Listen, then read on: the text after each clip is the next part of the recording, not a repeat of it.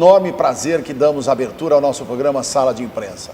E hoje, realmente, nós conseguimos estar aqui com uma das figuras mais importantes do nosso presidente Jair Messias Bolsonaro.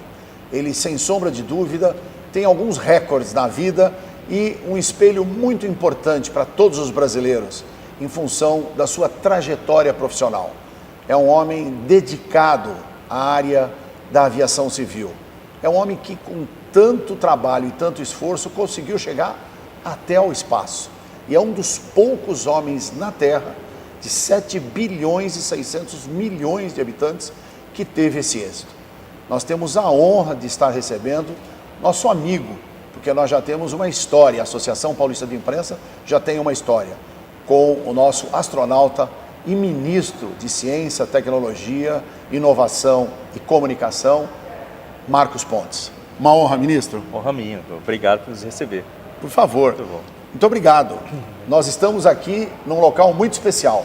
Aqui é a sala VIP, não é, das autoridades do aeroporto de Congonhas. E eu estava falando com o Sávio, o responsável aqui da Infraero, que a gente já teve uma passagem aqui, ministro, 1980, Nossa. no então governo do presidente Figueiredo. Inúmeras vezes nós viemos aqui recepcionar o presidente, ministros, que sempre vinham para cá, e eu disse para ele que a gente tinha saudades muito boas. E agora estarmos aqui recebendo o ministro. Ministro, nós sabemos que o senhor está com uma pauta extremamente atribulada e fazendo tudo o que pode, não é?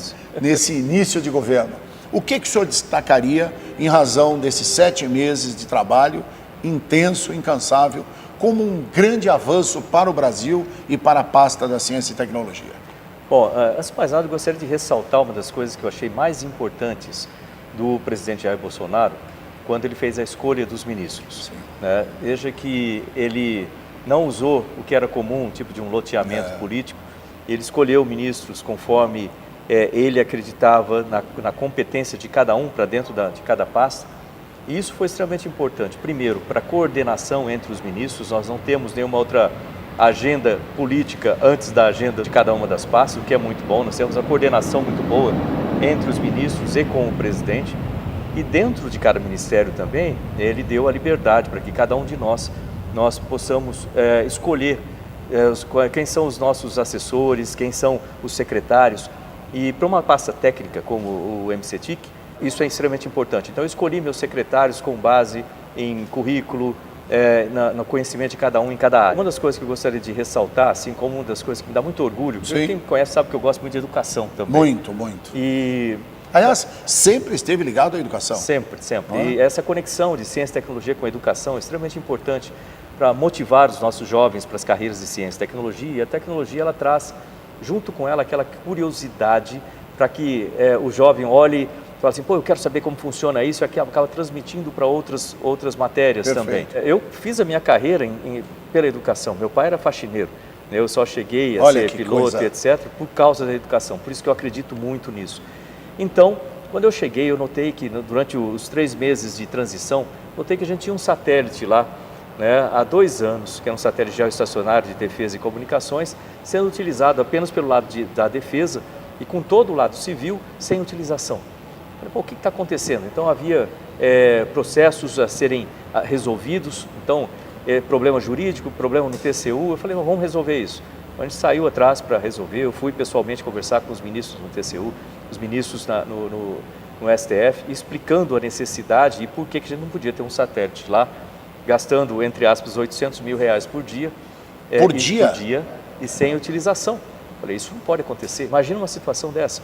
Aí eu falei, olha, vamos resolver essa questão. Eles ajudaram muito, entenderam, trabalharam, melhoraram, inclusive, os contratos que tinham sido feitos pela Telebrás. E com isso nós conseguimos colocar o satélite em operação e em 7 meses. Nós conectamos mais de 7 mil localidades isoladas, propriedades rurais, etc. E importante disso, que isso significa mais de 2 milhões de alunos conectados à internet em regiões isoladas do Brasil, em escolas rurais, etc. Isso é importante para trazer esses alunos, para conectá-los no mundo através da internet. E isso vai prosseguir agora com o Ministério da Saúde, para as unidades básicas de saúde, com o Ministério da Justiça, com o Ministério da Agricultura, e assim por diante. O nosso ministério ele é uma ferramenta para os outros. Então eu reestruturei o ministério todo. Nesses 7 meses nós já temos um ministério operacional que trata não só de papéis ou políticas, mas também para transformar conhecimento em produto final. E isso que é o bacana. Hoje em dia, o Ministério de Ciência e Tecnologia ele funciona como uma ferramenta para os outros ministérios. Vamos supor, o Ministério da Saúde. Sim. Ele quer um equipamento para medir pressão de olho no meio da Amazônia que pese 200 gramas e que funciona com uma bateria e assim por diante. Não é função dele fazer esse equipamento, é função dele conhecer a pressão do olho. É verdade. Né? E nós fazemos até porque a parte ele técnica. cuida da saúde, não Exato. da tecnologia. E nós somos esse braço hoje em dia de fazer com que as coisas... O Ministério do Desenvolvimento Regional, ele precisa cuidar da segurança hídrica. Nós estamos lá em Campina Grande com um centro de testes e tecnologias de dessalinização para testar máquinas já existentes no mercado para passar esses dados para o Ministério do Desenvolvimento Regional. E em cima desse mesmo local, para esse semestre já vai sair o Centro de Tecnologia de Águas, para desenvolvimento de equipamento nacional de dessalinização, saneamento, reuso de água, distribuição de água, irrigação de precisão, tudo a ver com água. Então, Centro de Tecnologias de Água. Perfeito. E assim vai. E vão ter outros centros, Centro de Tecnologia para Energia Renovável, Centro de Tecnologias Assistivas. Então, tem muita coisa acontecendo. Nesses 7 meses a gente tem, com todas as restrições de orçamento, que é comum a todos os ministérios, a gente tem conseguido fazer uma boa coisa, muitas coisas graças à nossa equipe. O ministro salientou aqui uma coisa muito importante, que nos deixa assim para reflexão. Por quê? Ele disse assim: eu sou filho de um faxineiro. E, para vocês terem uma ideia, eu ia, como eu sempre faço uma pequena leitura da biografia de cada um dos nossos entrevistados. Mas o ministro, nós iríamos ficar pelo menos uns 15 minutos aqui falando de tudo que ele fez, de tudo que ele faz. E eu acho que essa foto aqui, na verdade, representa tudo, não é? Não só para o Brasil, como para o mundo. O ministro Marcos Pontes é um dos poucos brasileiros a estar inscrito no programa espacial da NASA, inclusive é um dos consultores da NASA, Isso. não é? E além de um currículo fantástico, né? Um dos primeiros alunos do ITA, Instituto de Tecnologia da Aeronáutica, que é uma das faculdades mais severas no aspecto de ensino. São muito poucos aqueles que conseguem sair. Entrar, alguns entram, mas se formar lá é complicado. A grande verdade, e além do que, inúmeros outros cursos, como o de engenharia de sistema naval pela Pursuit School da Califórnia, né? Onde ele tem um trabalho fantástico também em tecnologia há mais de 40 anos. E eu, particularmente, ministro, estou ressaltando isso para dizer o seguinte: hoje, o que o presidente Bolsonaro, o senhor e todo o quadro de ministros que foram escolhidos, principalmente em razão, não só do aspecto da meritocracia, mas também da sua experiência. Sim. Porque às vezes você tem alguns ministros que têm mérito, que têm currículo, mas não têm experiência. Exato. Que não é o caso de Vossa Excelência. Eu penso assim: como é que nós poderíamos, na verdade, melhorar ainda mais, essa falta de autoestima do brasileiro, principalmente agora. Eu tenho conversado, e ontem mesmo discuti muito com 2 jornalistas, um do Rio de Janeiro e outro de Minas Gerais, a respeito da questão que está ocorrendo aí por essas mortes, que nos Estados Unidos, e é o reflexo aqui também por causa da insegurança dos problemas de São Paulo e do Brasil. E eu digo o seguinte, que na minha opinião, pobreza e falta de cultura não significa insegurança. Porque meu pai também, ele era um homem com 2º ano primário, e eu, graças a Deus, tenho 3 universidades e algumas centenas de diplomas. E por quê? Porque eu, como o senhor, eu fui de uma família muito simples, muito humilde. Meu pai depois virou representante comercial autônomo e a gente tinha muita dificuldade para conseguir as coisas. Mas meu pai me ensinou um princípio, que é valor, educação e principalmente honestidade. Isso. Então eu acho que dentro desses valores, o que o senhor poderia deixar de exemplo, principalmente para o jovem? Uma coisa que você falou que é extremamente importante, nós temos que acreditar no valor e na capacidade do brasileiro. De cada um, Eu vejo isso do ponto de vista internacional, são 23 anos trabalhando com o NASA, com a ONU, com outras agências espaciais. E você inclusive nota, a Rússia. a Rússia também, Eu trabalhei 3 anos no Japão, com o Japão, né? Sim. Então, o que você nota é o seguinte, a nossa capacidade é gigantesca, a gente precisa acreditar nela. Lembra que competência ela tem três componentes, né? Um é conhecimento, Sim. isso a gente adquire estudando e etc. Lógico, Não. lógico. Outro é habilidade, Sim. que você treina, você faz de novo, você consegue, você vai aos poucos desenvolvendo habilidades em relação à experiência naquilo. E o terceiro, que é extremamente importante, é a atitude. E dentro dessa atitude você precisa ter confiança de que você vai conseguir fazer. Se você entrar num jogo ou em qualquer coisa achando que você vai perder, que você não vai conseguir, certamente você não vai. Agora você precisa acreditar naquilo, o brasileiro precisa acreditar na capacidade. Eu lembro que a minha mãe, isso é uma coisa que é importante falar para os jovens. Isso. Eu morava na periferia lá de Bauru, né, e eu queria ser piloto. E eu falava com meus amigos, eu comecei a trabalhar com 14 anos para poder ajudar em casa, tal. E eu falava para os meus amigos que eu queria ser piloto, que eu ia entrar na Força Aérea para ser piloto. Aí eles olhavam para mim e falavam assim, rapaz, você foi para filho de rico, você nunca vai conseguir, você vai ficar frustrado com isso. Ou seja, abaixando sua autoestima. Porque é normal, quando você fala as coisas para as verdade. pessoas, geralmente fala dos seus sonhos, eles vão colocar as dúvidas, os medos que eles têm, né? Não acredite nisso, então, para os jovens, acredite no que você tem dentro de você, o seu sonho é a parte mais importante.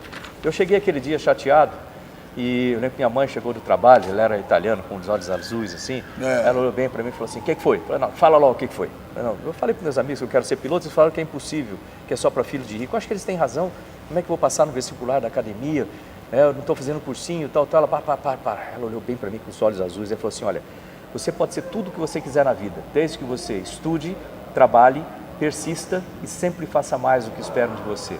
Ela estava certa.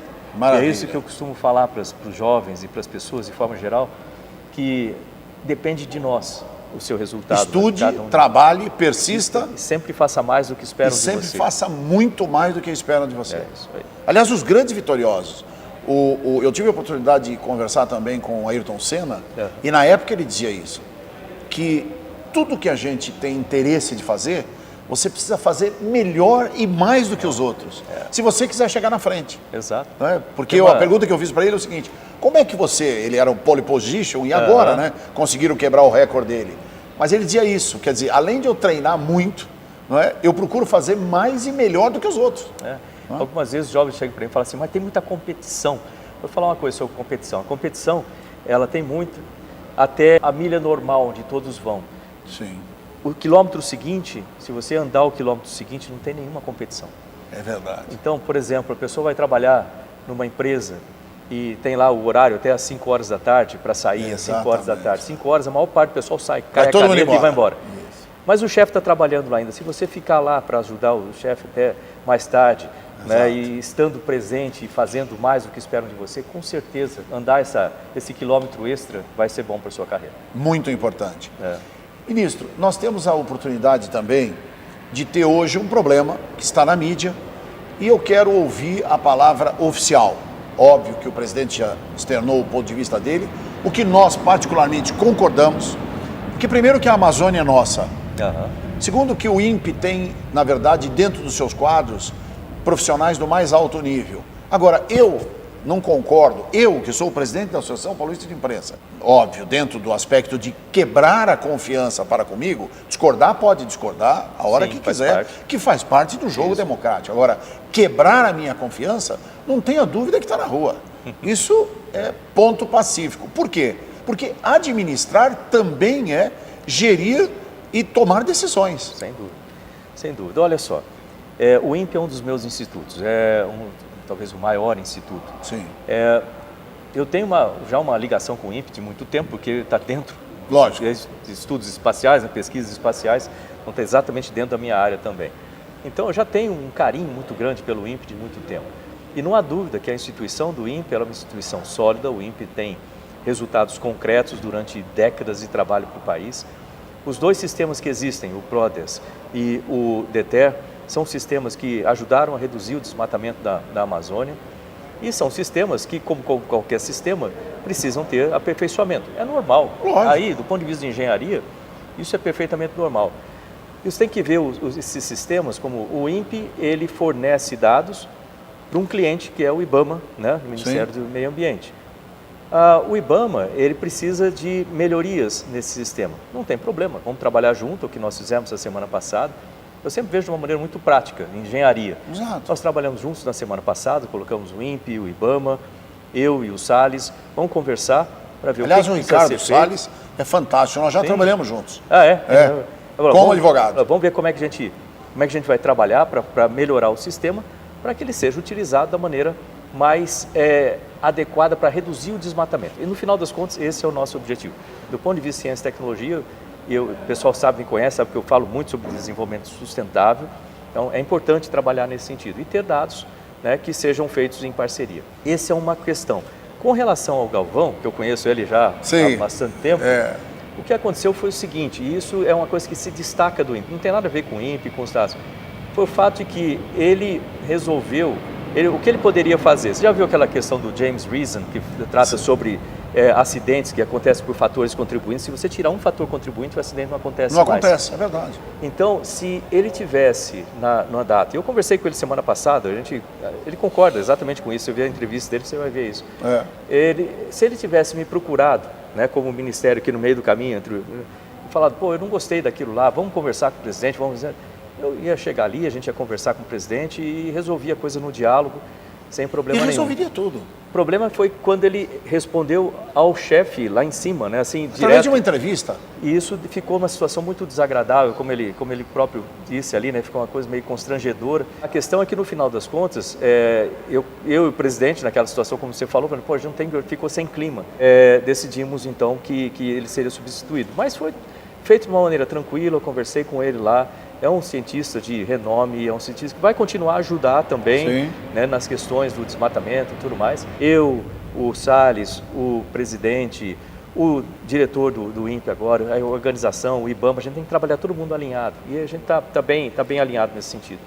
Você que está, nesse momento, sintonizando os nossos programas na emissora, nós estamos aqui com a presença do ministro Marcos Pontes, ministro de Ciência, Tecnologia, Inovação e Comunicações também, expondo todo o seu trabalho perante o Ministério da Ciência e Tecnologia e mais, demonstrando aqui a sua condição de homem simples, extremamente preparado, um homem que tem qualidades para conduzir com o mais absoluto rito de profissionalismo esse tão delicado ministério, porque mexe com a ciência. E seria de todos nós em razão da ciência. E uma coisa, ministro, eu sei também que o senhor já está próximo a embarcar e eu repito, esses sinais que vocês estão ouvindo de aviões, são aviões mesmo. Porque nós estamos aqui na sala VIP, não é? Na sala das autoridades no aeroporto de Congonhas. E já concluindo a nossa entrevista, ministro, o senhor, em razão da ciência e tecnologia, o que teria dentro do planejamento do seu ministério para o avanço em questões principalmente da tecnologia espacial ou mesmo da tecnologia no ensino brasileiro? Olha só, isso é uma coisa interessante, porque o Ministério de Ciência, Tecnologia, Inovações e Comunicações, ele foi ajustado, eu fiz uma reestrutura do Ministério para ele servir como uma ferramenta para os outros ministérios. Sim. Existe tecnologia na saúde, na segurança, na agricultura, em todas as áreas. Então, nós funcionamos como essa ferramenta para desenvolvimento da ciência e tecnologias necessárias para cada um dessas áreas. Nós temos a parte de comunicações, por exemplo, né? Vou dar alguns exemplos aqui. Em comunicações, nós temos o 5G chegando. Sim, o 5G então, chegando. Toda a preparação tem sido feita, nós limpamos as frequências em 700 MHz, 2.4, 3.5 e 26 GB. Em 3.5, que é uma frequência principal também, nós temos ainda alguns detalhes de interferência que nós estamos corrigindo tecnicamente com a Anatel. O leilão das frequências deve acontecer em março do ano que vem. Nós já temos um plano de 5G, inclusive está no site do Ministério, se alguém entrar lá. Aliás, o site do Ministério, ministro, www.mcetic.gov.br. Então, mcetic.gov.br. Já vai estar aí em caracteres no nosso programa. Então, quem quiser dar opiniões a respeito do plano de 5G, está lá para consulta pública.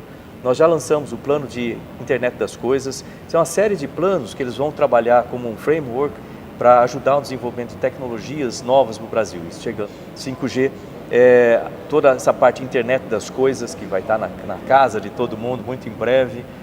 nas empresas, aumentar a produtividade. Nós temos câmaras de 4.0 para indústria 4.0, agricultura 4.0, saúde 4.0, cidades inteligentes, cidades 4.0. Tem todo um plano de cidades inteligentes também no Ministério, muita coisa acontecendo nesse setor. Para o outro lado, na área de ciência pura, então, em termos de pesquisas, nós estamos juntando um inventário de toda a ciência no Brasil, e isso vai ser utilizado para o desenvolvimento de novas tecnologias e também para verificar o estado da infraestrutura da pesquisa no Brasil, que precisa ser melhorada. Nós temos uma série de projetos só aguardando a liberação dos recursos para entrarem em funcionamento. Tem um novo decreto da biodiversidade que dificultava os nossos pesquisadores, já tem um decreto pronto para assinar, então já acertei também com o meio ambiente isso. Então os nossos pesquisadores vão ter mais facilidade, menos burocracia para trabalhar com isso. Nós temos centros de tecnologia aplicada sendo construídos, por exemplo, lá em Campina Grande, sobre águas. Depois vem tecnologias assistivas, energias renováveis, biotecnologia, transporte e mobilidade, uma série deles vão entrar. Pessoal, isso só em 7 meses, hein? Isso aí imagina em 4 anos. Para gerar empresas. Então, a gente tem que... O Brasil ele é 13º em termos de publicações, mas 65º em termos de inovações. E isso vai mudar. A nossa meta é trazer isso para estarmos entre os 20 primeiros países. Parabéns. Então, tem muita coisa sendo feita na área de inovações, na área de tecnologias aplicadas. Outra coisa com relação a inovações que é importante, a gente tem prestigiado empresas. Então, existe um programa chamado Programa Centelha, que olha lá no site do Ministério. Então, a cada mês nós aplicamos recursos em estados diferentes para startups, empresas novas, ideias, para desenvolver ideias, transformar em empresas. Então, tem uma série de coisas acontecendo que são dentro da nossa possibilidade de recursos. Agora, a gente está aplicando até o programa da Antártica, por exemplo, a gente colocou 2 milhões, já somando com 18 milhões para aplicação em sistemas de laboratórios de lá. Então, tem muita coisa acontecendo. A gente precisa divulgar um pouco mais, mas isso para dizer da facilidade que a gente tem, junto com o presidente Bolsonaro, que tem se esforçado muito para melhorar os recursos da área, com toda a dificuldade econômica que nós temos. Diga-se de passagem, é uma preocupação nossa, de toda a comunidade científica, do CNPq. Nós temos recursos até o mês que vem, e o ministro Onyx ele já se comprometeu, deu a palavra de conseguir esses recursos para que isso seja continuado até o final do ano, que nos dá uma calma, que são 80 mil pesquisadores ali, e para o ano que vem, então os recursos já estão previstos no orçamento. Desse ano, o problema é que no orçamento anterior não colocaram recursos. É assim como o orçamento do Ministério de Ciência e Tecnologia, ele veio caindo desde 2013, que nos deixou nessa situação. Se tivesse sido recuperado antes, nos ajudaria muito. Então, a gente vai trabalhar agora com a economia para recuperar esses recursos.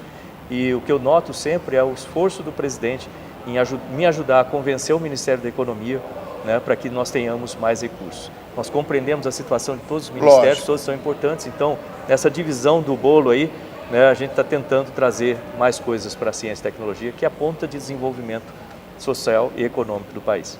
E mais progresso. Mais progresso.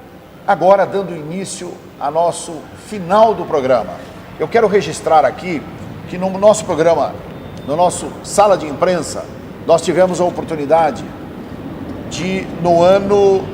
2014. 2014, exato, é porque o senhor foi candidato. Lá. Olha aqui, uma matéria do ministro no nosso jornal, inclusive com uma chamada de capa dele, está aqui, ministro Marcos Pontes. E ele, naquela oportunidade, dizia o seguinte: líderes são constantemente confrontados com as mais diversas situações e propostas nas atividades pessoais e profissionais. E, embora alguns se esqueçam, o comportamento do líder na vida pessoal é a parte influente na sua vida profissional. Exatamente. É exatamente isso, ministro? Exatamente isso. Olha, eu vejo nesse nosso governo agora, como todo governo, existe a questão econômica, Sim. existem um ou outro conflito que aparece, mas se você prestar atenção, todos os ministros têm atuado de uma maneira muito profissional dentro das suas áreas. Às vezes um solta alguma opinião que não é exatamente, a gente vai lá e conversa sobre isso, mas tudo tem funcionado da maneira muito profissional, o que ajuda o país como um todo. E é isso que a gente precisa.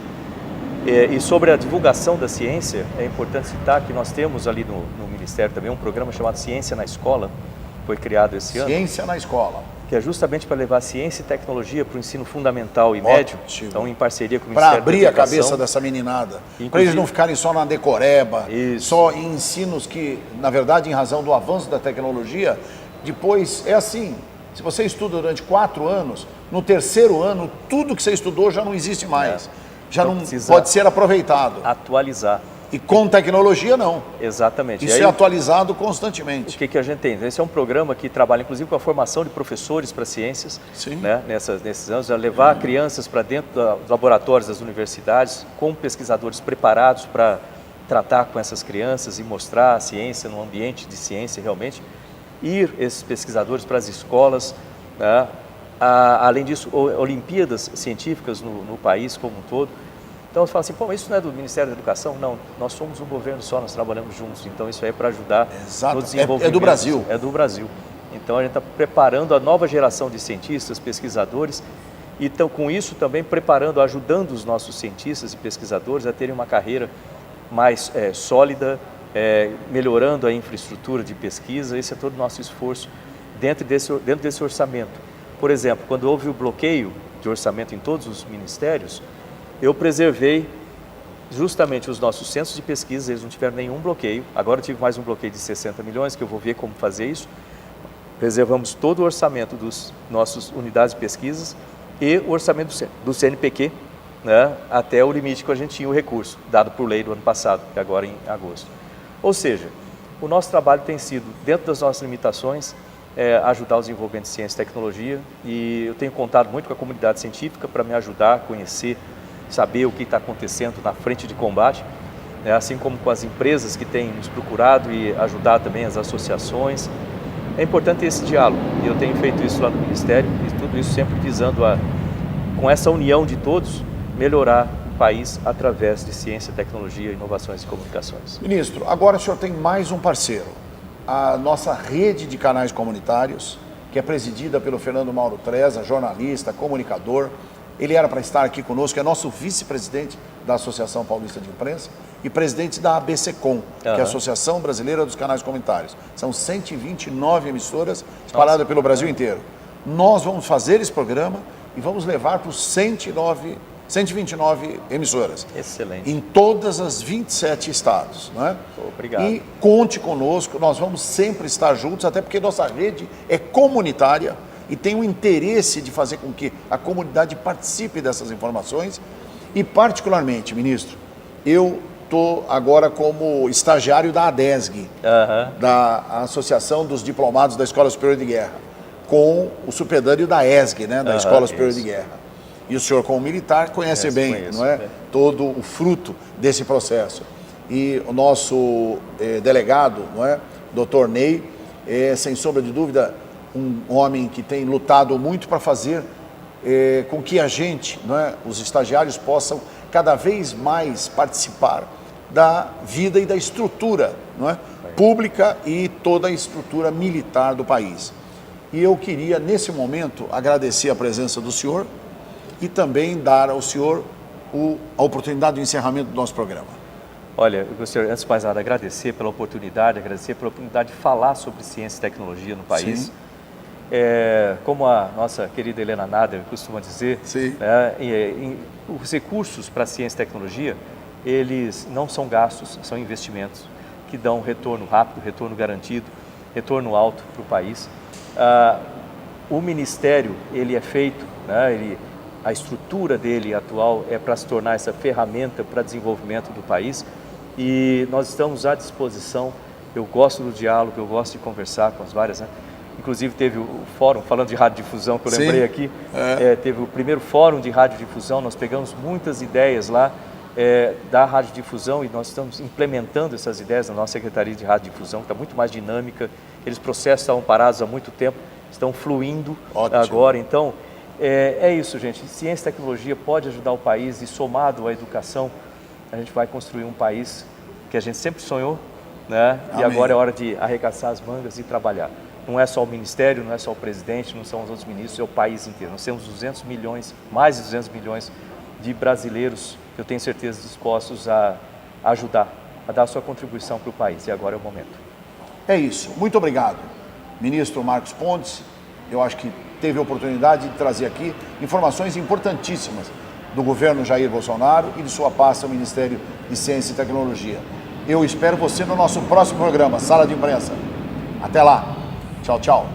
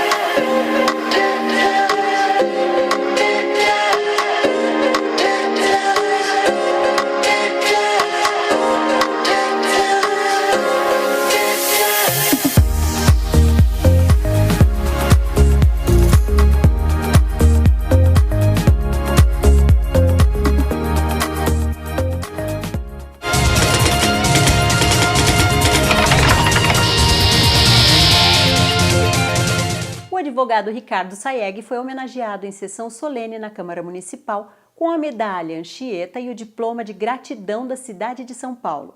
Vamos acompanhar a cerimônia.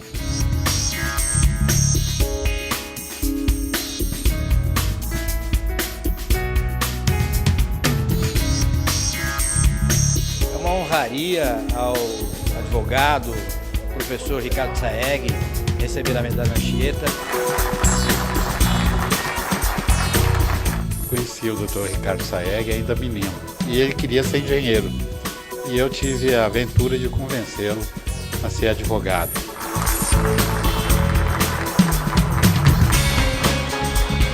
A medalha Anchieta é a principal homenagem da Câmara Municipal de São Paulo. É o reconhecimento de um grande trabalho realizado. E é isso que o professor Ricardo Sayegh fez.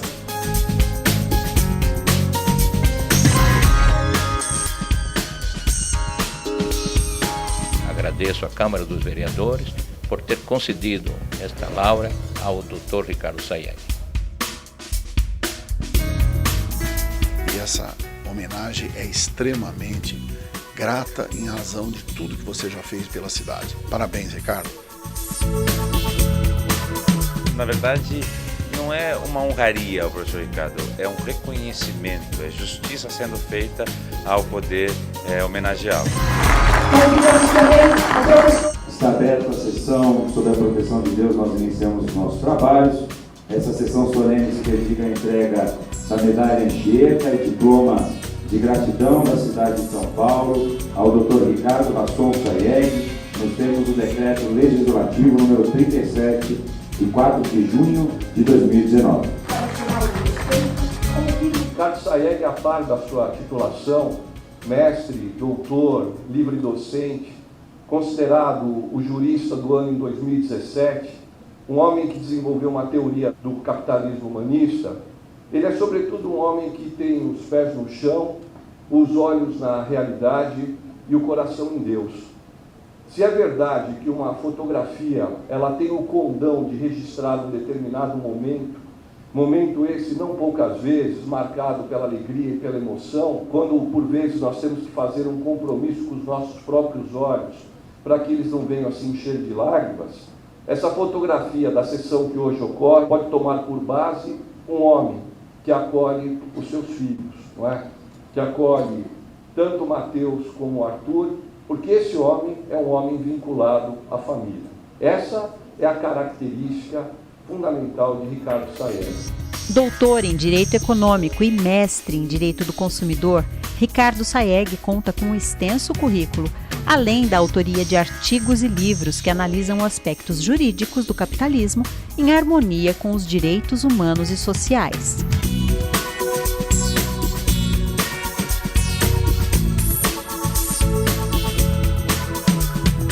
O evento contou com a presença de amigos, familiares, representantes da sociedade civil e militar, políticos, operadores do direito, juristas, representantes de entidades internacionais que falaram da trajetória do homenageado e da importância da honraria. Pela sua trajetória, tem muito merecimento, não só como um excelente e brilhante advogado, jurista, professor e pai da tese do capitalismo humanista, que se transformou numa verdadeira realidade, não só na área jurídica, como também na área econômica, né? Sendo até reconhecida até pelo próprio Vaticano. O Ricardo Sayegh, ao receber essa homenagem, ele recebe esse reconhecimento da cidade de São Paulo através da Câmara Municipal a serviços prestados, não é? Um reconhecimento à sua pessoa, seu caráter.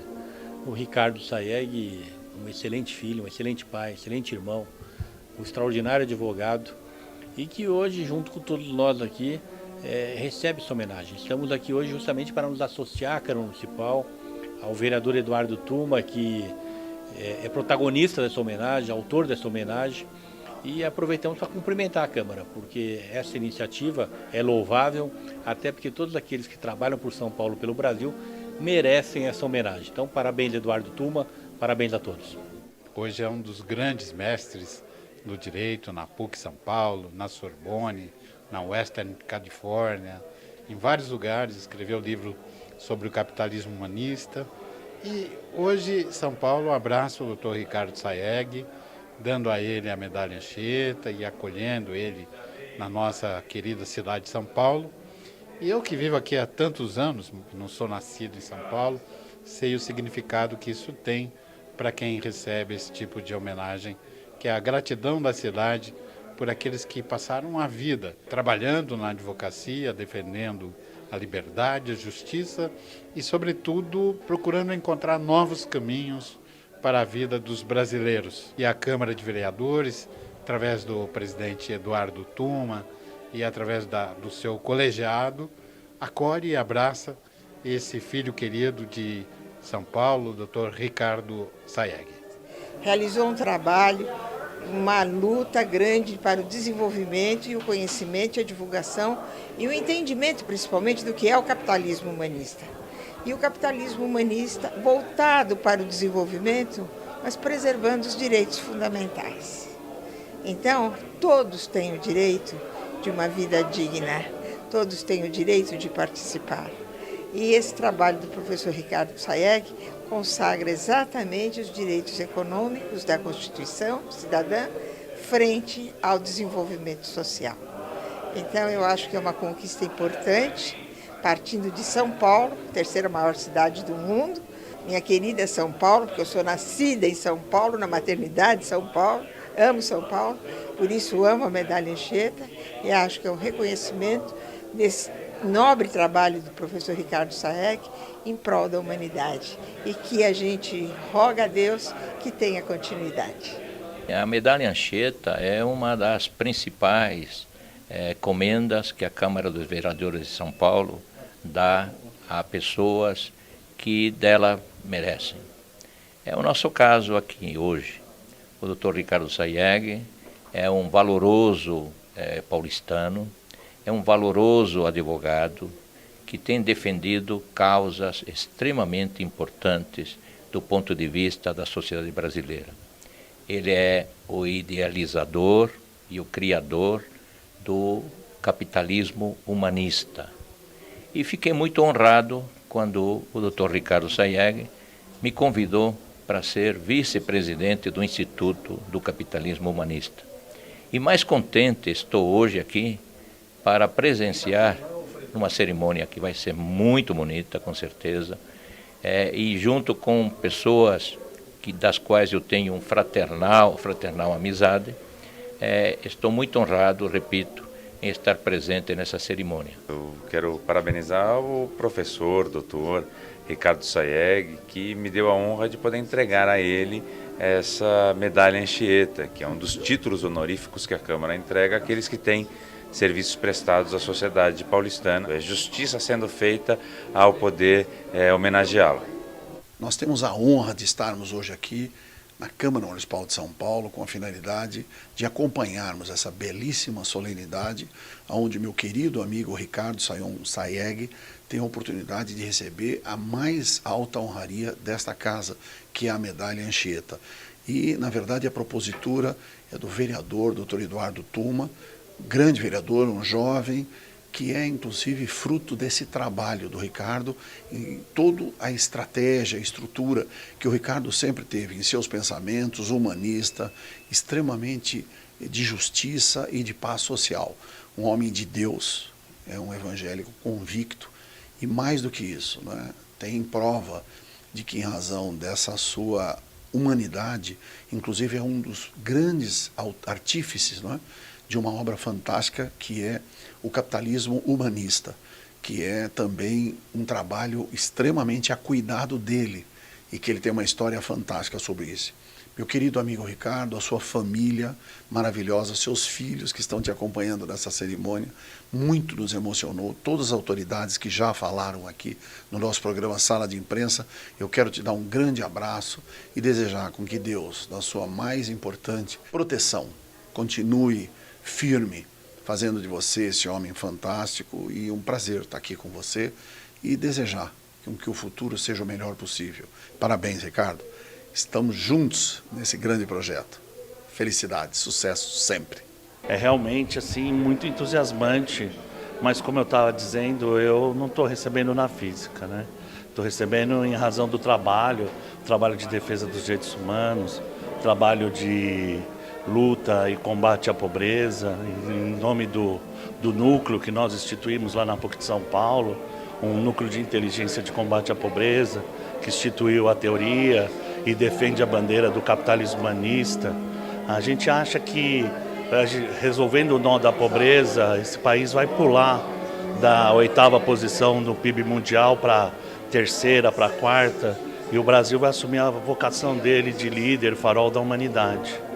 É o trabalho que, graças a Deus, tem encontrado ressonância, identidade, como de fato encontrou aqui na Câmara dos Vereadores, todos eles muito preocupados com a dignidade da pessoa humana, com os direitos humanos, com a debelação da pobreza no nosso país. E, de fato, essa missão acaba sendo premiada. Então, sinceramente, eu recebo ela não na física, mas em nome da PUC de São Paulo, em nome do Núcleo de Inteligência e Combate à Pobreza, em nome do ICAPH, o Instituto do Capitalismo Humanista, e com a consciência que eu sou simplesmente um veículo disso, mais nada além disso.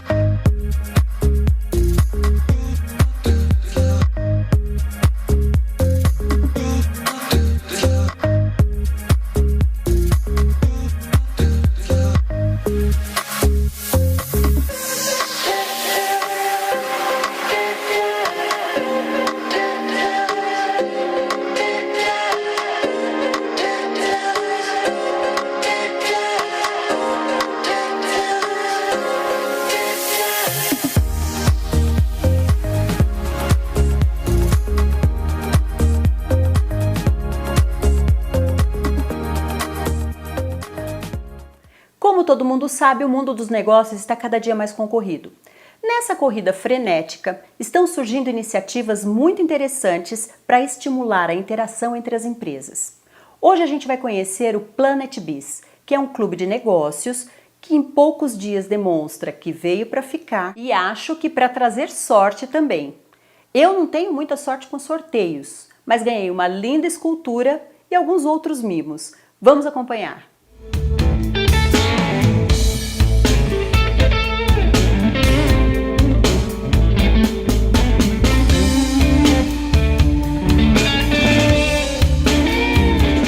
terceiro encontro de negócios e network do grupo Planet Shop aconteceu no restaurante Friday da Avenida Cidade Jardim, em São Paulo.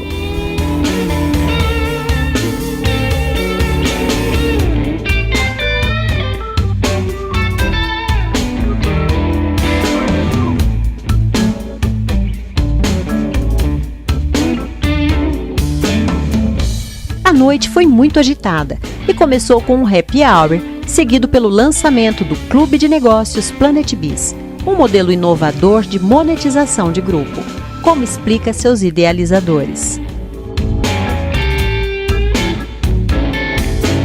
Robson, como surgiu a ideia do Planet Biz e o que consiste esse programa? Nasceu de um sonho, não o meu sonho, um sonho de um grupo de pessoas, grupo de amigos, todos empreendedores, que lutam todos os dias para fazer com que seus negócios cresçam. Como a maior parte dos empreendedores desse país começam pequenos e tem que lutar, tem que crescer, por que não conectar pessoas para facilitar que os negócios acontecessem? Então nós começamos a imaginar esse grupo sendo transformado num clube de negócios, não com 5, 10 ou 20 pessoas privilegiadas, mas que isso fosse democratizado, trazendo muita gente para uma grande base de dados, como uma rede social direcionada para empreendedores, que eles pudessem utilizar essa rede para alavancar seus contatos, alavancar negócios. Então esse não é o meu sonho, é o sonho de muita gente, né? E que a gente está conseguindo viabilizar nesse dia, e é um dia de festa, uma noite de festa. O Planet Biz, ele tem 4 inovadoras frentes de negócio. Então nós temos a primeira, que é a rodada de negócios, né? Que é a primeira frente, seja ela um workshop, uma palestra, um jantar, um café da manhã. Nós temos a segunda frente, que é a rodada de executivos, né, que é de negócio. Então a gente passou ela vertical. E nessas 8 bancadas a gente tem a gastronomia, a hotelaria, turismo, a parte de saúde, de business, de serviços, de comércio.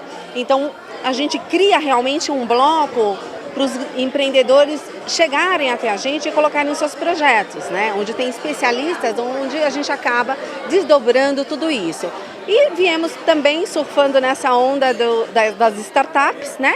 E pautado num fundo de investimento. Então nós temos 4 frentes de atuação, né? Uma rodada muito diferenciada no mercado. A gente nasce já grande de uma certa forma, com a 8ª semana e com 400 participantes. Então é muita emoção, hoje é dia de festa.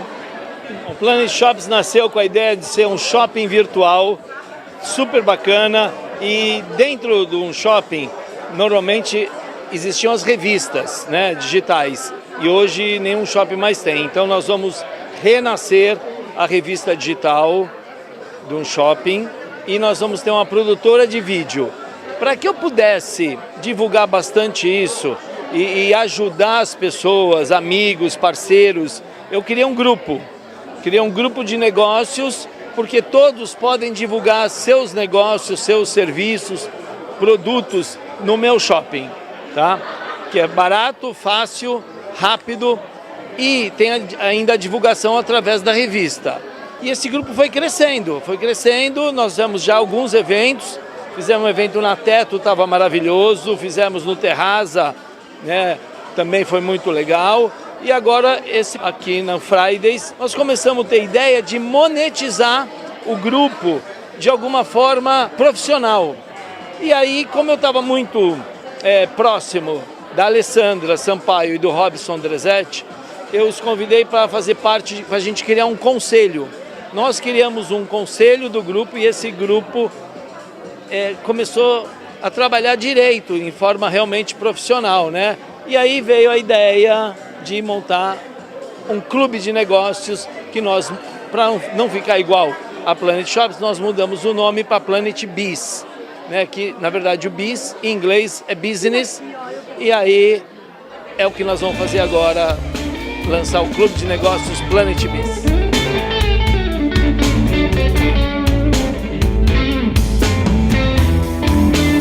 Na sequência, todos os participantes foram presenteados com a palestra Rentabilizando um Sonho. A história real do palestrante Natanael Sena, que transformou seu sonho de cruzar a América Latina de Fusca em uma realidade muito lucrativa. Eu estou com com o Natanael Sena, o aventureiro do Vai de Fusca.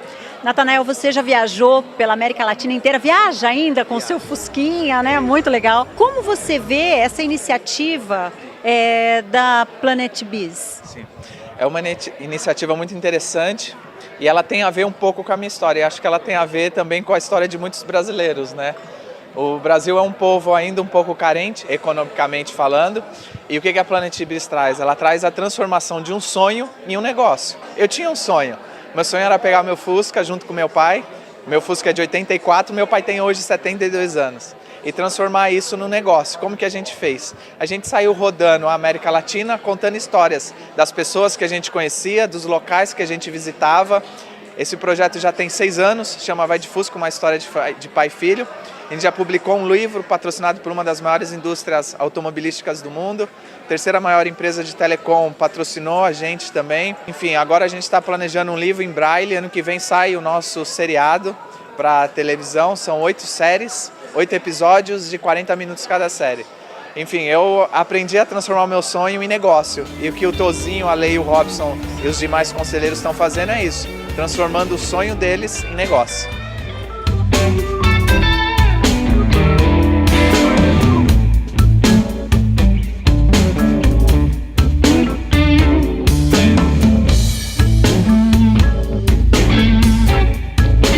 O evento contou com a presença de empresários, investidores, representantes de diversas áreas profissionais e integrantes do Clube Planet Biz. Eu sou médica, formada há 30 anos. A minha atividade sempre foi médica, de consultório, de hospitais.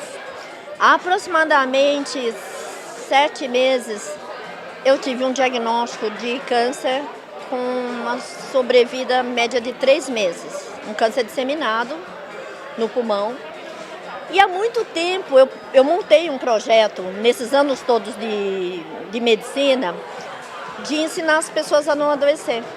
Só que eu fazia isso em consultório, nos hospitais. A partir do momento que eu recuperei e que eu melhorei, com esse programa mesmo que eu fiz, eu resolvi que eu ia empreender. O CEO e a pessoa que está montando o meu projeto eu conheci aqui. Os serviços de tecnologia de informação que vão lançar todo o meu projeto eu consegui aqui. E os serviços de comunicação eu consegui aqui. Na verdade, eu consegui tudo na Planet Biz. Eu acho que, eu imagino que em 60 dias eu já vou estar lançando todos os projetos pela operacionalização da Planet Biz. Isso é um show. Porque hoje nós estamos inaugurando um negócio que não existe no Brasil. É um grupo de empresários, de amigos, é um componente de 250 membros, é uma bancada com 8 representantes de negócios, setores. Então isso é uma integração que começou há muito pouco tempo e eu acho que vai ter um futuro muito grande, principalmente para o empresariado, para a network. E é infinito o que pode acontecer, aonde pode chegar. Esse é o negócio para o empresário.